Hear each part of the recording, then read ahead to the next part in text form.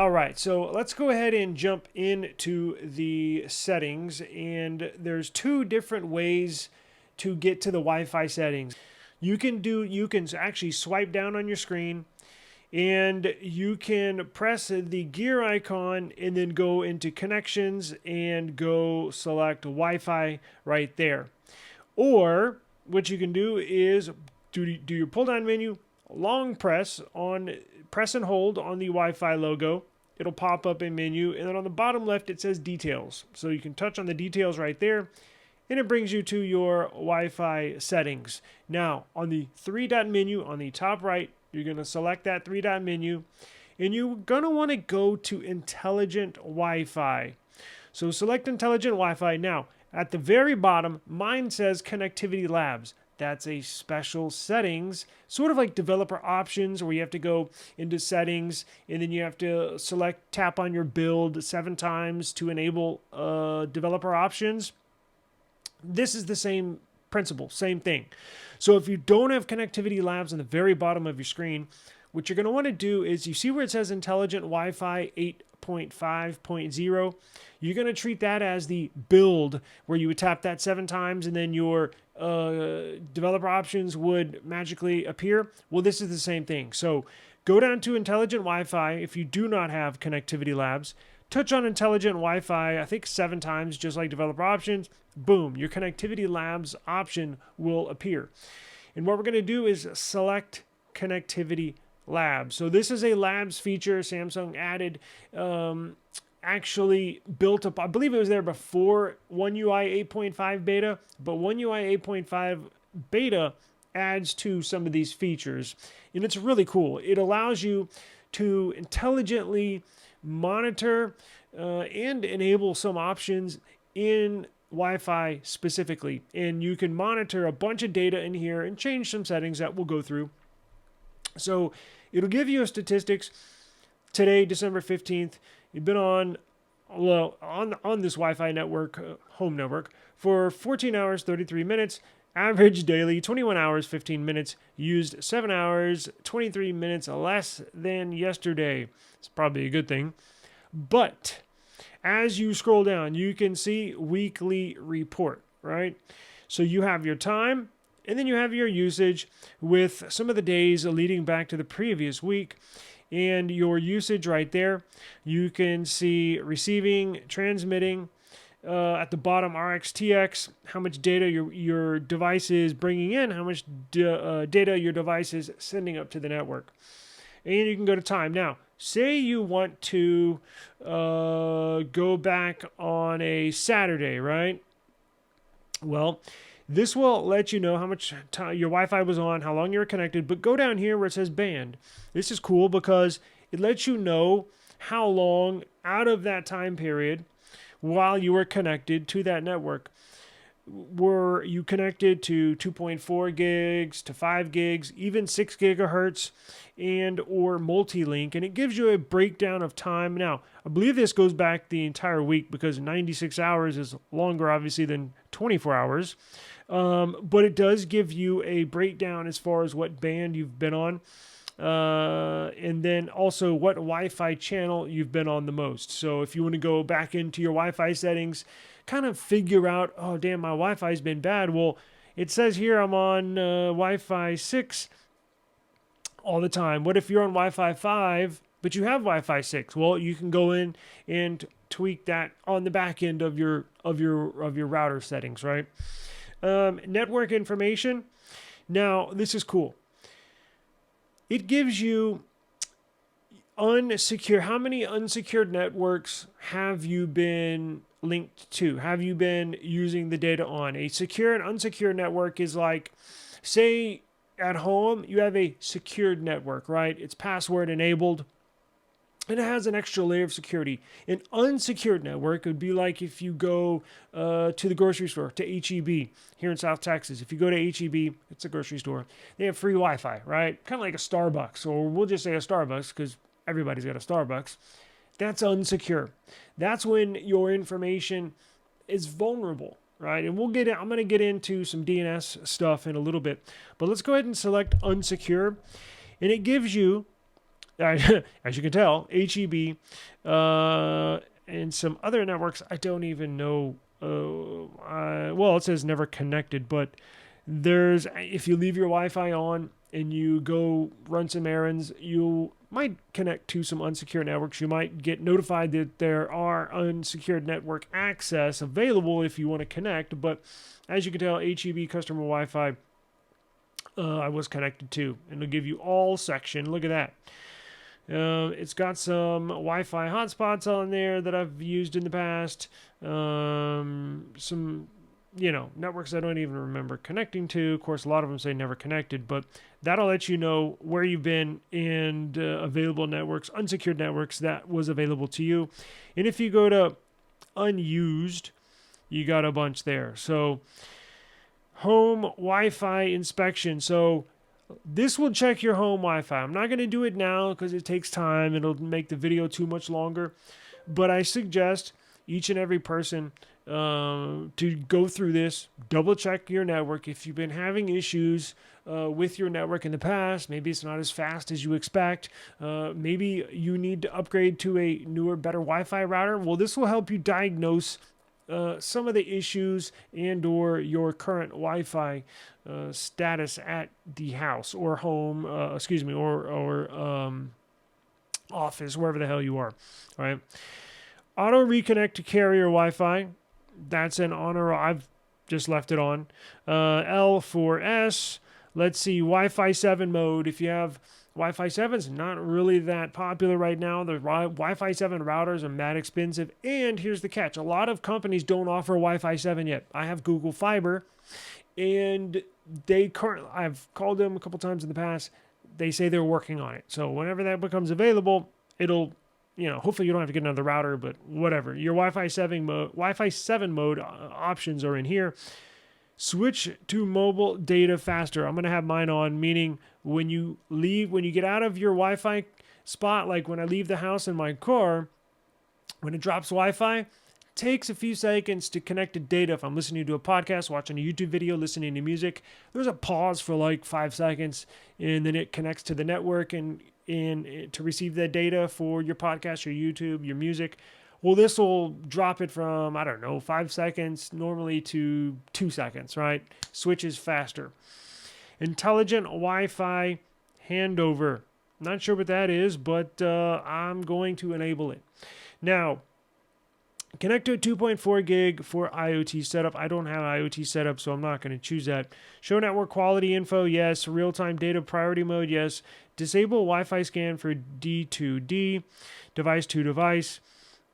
Switching to mobile data with AI. Let's see. All those are on for myself. Sounds like a good option to enable. Enhanced Wi-Fi compatibility. No issues. Customize Wi-Fi list settings. So here's something I don't remember in the previous One UI 8 is customize Wi-Fi list settings. I'm going to leave it right in the middle. I don't really... this is not a pertinent info for me, but you can certainly enable show band information. You can show filter menu, filter networks by SSID, security type, frequency, and more. Menu will appear in available networks. Go ahead. I'm going to go ahead and select that. Let's see. Wi-Fi developer options. Connection information, nearby Wi-Fi information, Wi-Fi network diagnosis. There's a ton of stuff here in the intelligent Wi-Fi section. Restart the Wi-Fi subsystem, Wi-Fi link status, Wi-Fi connection history, Wi-Fi packet log for debugging, Wi-Fi network diagnosis, nearby Wi-Fi information, and connection information. Let's see. You can also reset this. Say you switch a bunch of. It's happened to me before. You get a little overzealous and enable a whole bunch of options, and then you go about your day, and what do you know? Your phone is screwed up on Wi-Fi, or you changed something you didn't mean to really, and your phone's all jacked up. You're like, damn it, what the hell did I do? Well, you can go back here and just reset everything back to where it was before you started messing with stuff, right? Let's see here. Now, did I go to unused? Yes, I did. So this is they have a ton of options in here that is really nice to go through. Now let's move. So we're back into the intelligent Wi-Fi home. Turn on Wi-Fi automatically. I'm going to go ahead and select that. Detect suspicious networks. So you get notified when suspicious activity is detected on the current Wi-Fi network. Use secure Wi-Fi to get additional protection from suspicious activity and attacks on Wi-Fi networks. So if you go into Starbucks, and here's a big no-no. Maybe you've done it, but if you have in the past, please do everything you can to remember this, to not do it in the future. Whatever you do, if you're on a public Wi-Fi network, do not log into your banking apps. Do not, I don't have enough money on this card, so let me transfer some money from this account into that account so I can pay for my Starbucks. Don't do that. Turn off Wi-Fi and then, transfer money. But what you can do is, I'm going to get into some DNS stuff, and Samsung actually has here a secure network. So if you're on a public network system, an unsecured network, this will detect suspicious networks, and it also has secure Wi-Fi built into the Samsung phone, right? So you can set exceptions if you have an exception. Now, I'm going to show you how to go to secure Wi-Fi, right? Here, and then we'll jump into DNS real quick. Auto hotspot connection. If you have a hotspot you're using, you can enable it to always connect when it detects that hotspot. You don't even have to pair it yourself manually. It'll just automatically detect it and connect. Let's see here. Let's go to secure Wi-Fi. So I believe, let's go to advanced settings, manage networks, Wi-Fi history, hotspot 2.0. Let's do this. So if you back out, I want you to go down to settings and go to your search bar at the very bottom. And I want you to type in secure Wi-Fi. You see that at the very top? So we're going to select secure Wi-Fi. This is basically a VPN. So how Samsung does this, whatever network you're connected to, Wi-Fi network at Starbucks, Samsung so it'll receive that Wi-Fi network to your phone, but Samsung basically routes it through their like built-in VPN. It's more intricate than that, more detailed than that, but that's kind of basically how it works, right? It'll run it through its like built-in VPN to scramble the data to make sure if anybody's at that Starbucks trying to hack into your phone, we've all seen those videos, that will scramble the data so they cannot get into the device. So you see there, ready to protect. If you subscribe to the monthly plan, you get free unlimited protection for the first month, right? And what does this say? Turn on Auto Protect Wi-Fi to get protection whenever you connect to insecure or unsecure networks or networks in public places. So I assumed it was free. It used to be. I'm assuming you got to pay now. I don't use it because I have my own VPN, but this is perfect for those of y'all that don't even really want to go to the Play Store, because let's face it, there's a gazillion and one VPN apps, and especially the free ones, they're not all that good. And quite honestly, they sell your info. If they're free, they're not worth using, the VPNs. So, and look, Samsung has to pay developers and pay for the network and stuff like that. So I get it. You can jump into secure Wi-Fi settings and go to protected apps, show icon on app screen. You can deny access to usage data, erase personal data, and grab your permissions. Does it say how much it is? Because I'm kind of auto protect Wi-Fi, enhanced privacy protection on the bottom. Kind of interested to see how much it is. Let's see. 1 month unlimited use. It just says subscribe. It doesn't even say how much it is. Well, if you're interested, now you know how to get it, right? Now, before we get out of here, there's something else that I want you to look into.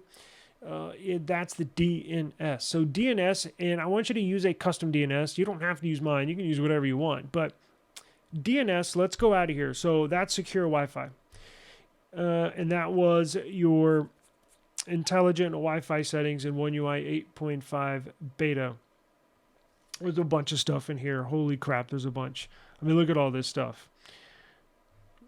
It's loaded with settings. So let's go to, let me jump out of here. Let's go to DNS. So I want you to go to the bottom of your settings app and type in DNS, private DNS. So what DNS is, it's like how your device, whatever device you're using, it's how your device communicates to the internet. So if you type in, if I want to catch the Chiefs score, right? So I'll jump on Google. I can't say it because it'll activate it.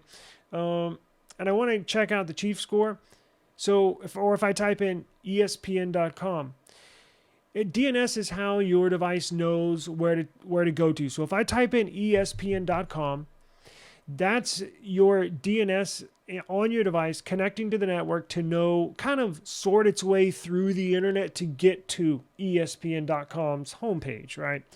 Now, that's another way people or your internet provider going back to your device from the ESPN.com website.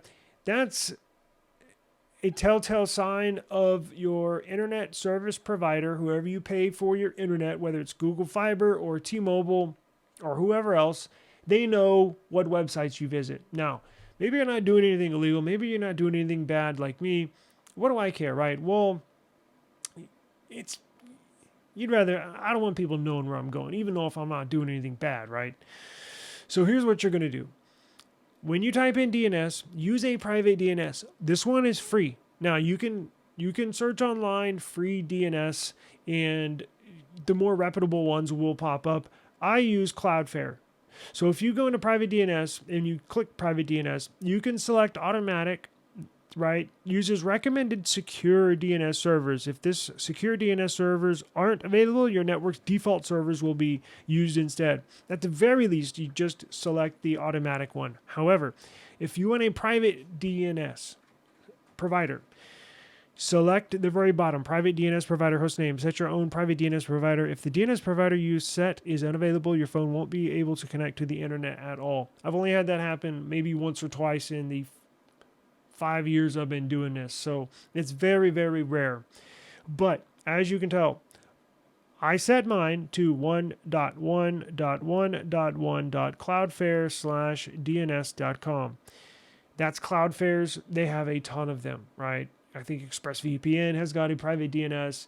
Cloudflare, obviously. There's a bunch of them. Just do a Google search and find private DNS servers, or free private DNS servers. And then you can copy and paste it into there.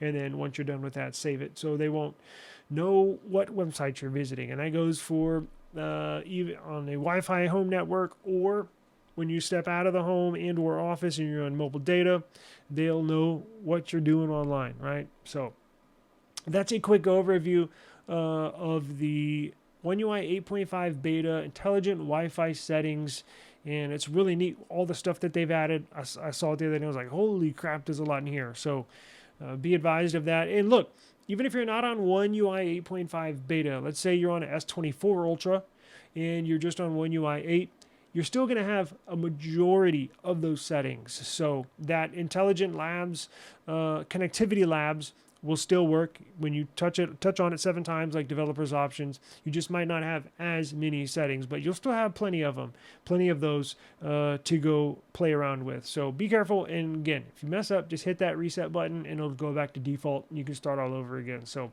have fun, enjoy. If you got any questions, give me a holler, comment down below. eSIMstudios, I'm out. Peace.